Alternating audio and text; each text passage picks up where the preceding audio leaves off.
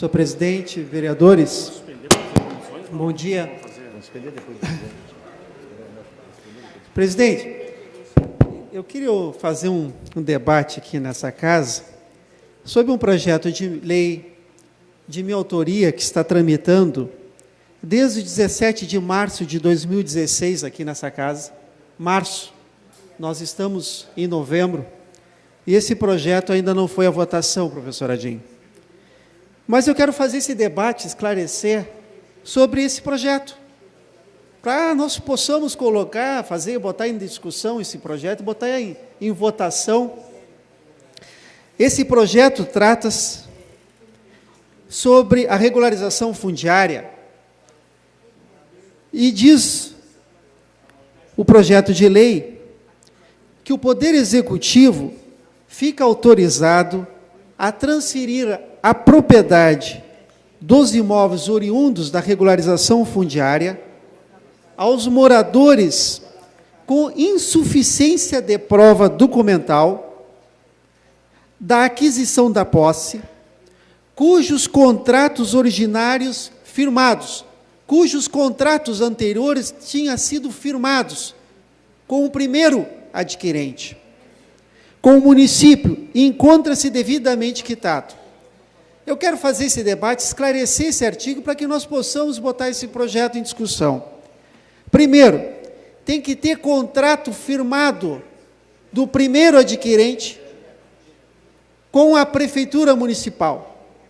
Aquela pessoa que tem um contrato de uma posse, do imóvel, de um loteamento da prefeitura, esse contrato tem que estar devidamente firmado com o município e quitado.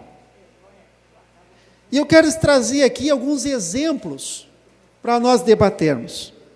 Primeiro, a prefeitura tem que dar autorização de escritura para o adquirente que tem o cadastro, o contrato perante o município e a posse do imóvel. Isso é tranquilo, é basilar. A prefeitura tem que dar autorização de escritura para quem tem um cadastro, quem tem um contrato e que tem na posse, e quem está na posse do imóvel. São dos requisitos para a regularização fundiária. Estar na posse do bem. Mas tem uns casos concretos que acontecem no dia a dia e que o nosso projeto de lei visa suprir esses casos. Quais são os casos? Eu trago um primeiro exemplo. O primeiro exemplo, extravio de documentos.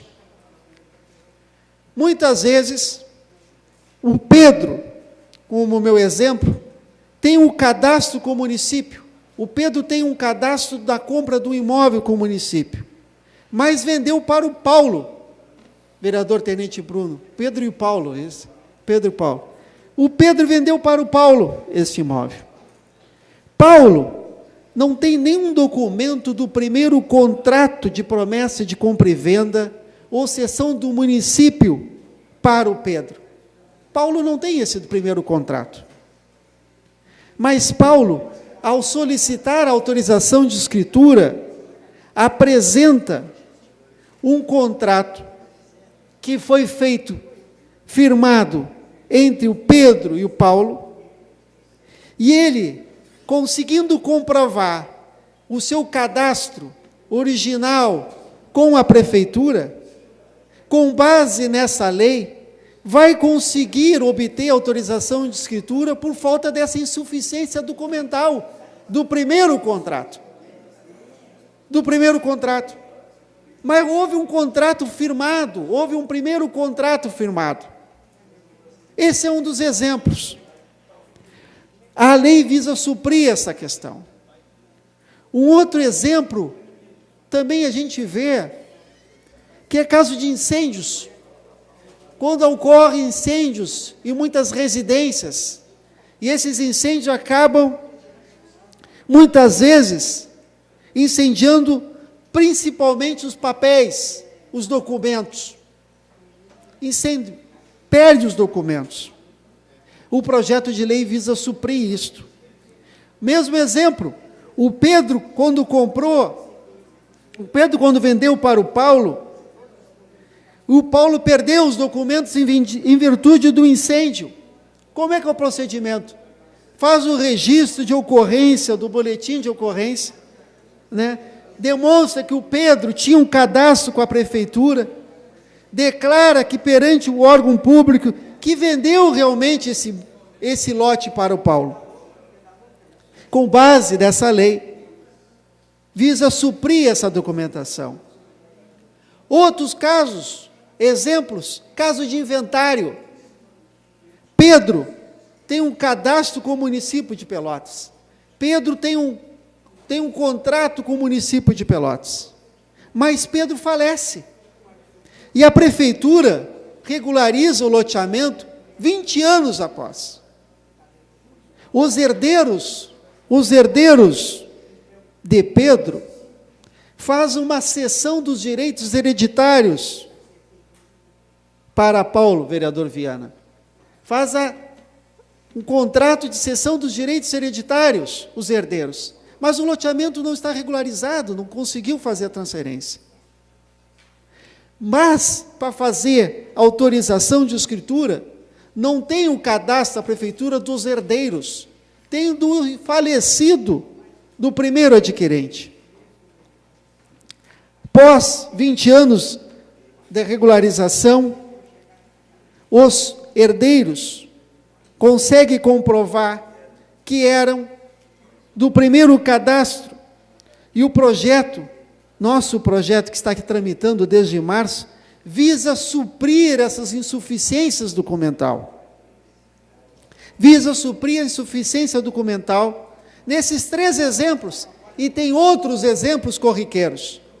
Eu trouxe 3 exemplos, mas existe caso de separação entre casais, que um tem um lote, o outro transfere. São vários exemplos, no caso de passa 20 ou 30 anos, sem a prefeitura regularizar os loteamentos. Esse projeto está desde março de 2016, e não foi ainda apreciado para nós colocarmos em debate esse projeto de lei. Esse projeto tem como objetivo pensar nesses problemas corriqueiros do nosso cidadão pelotense. Problemas corriqueiros que ocorrem com o nosso cidadão perante o município de Pelotas, com a prefeitura de Pelotas.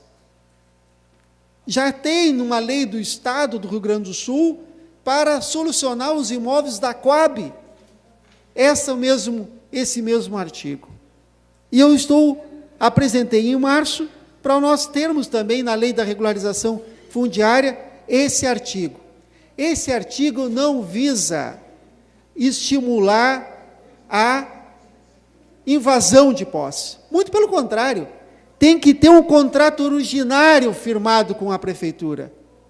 Não é incentivar a invasão, não é incentivar que aquela pessoa tomou posse daquele imóvel, vai ter direito à escritura do imóvel, porque está insuficiente de prova. Não é isso. Existe um contrato originário firmado com o município, e tem que estar devidamente quitado, tem que estar pago. É isto o espírito da lei.